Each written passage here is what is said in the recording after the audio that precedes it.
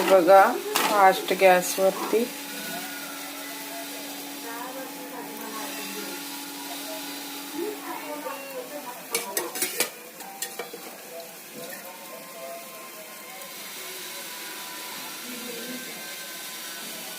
टम्म फुगलेली चपाती बघा.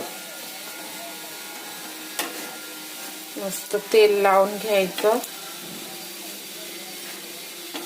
लाटलेलं कशी लाटले ते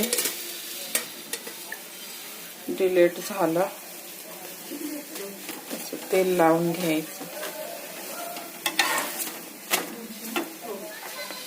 दोन्ही बाजू शेकून घ्यायचं. बाजूने काट वगैरे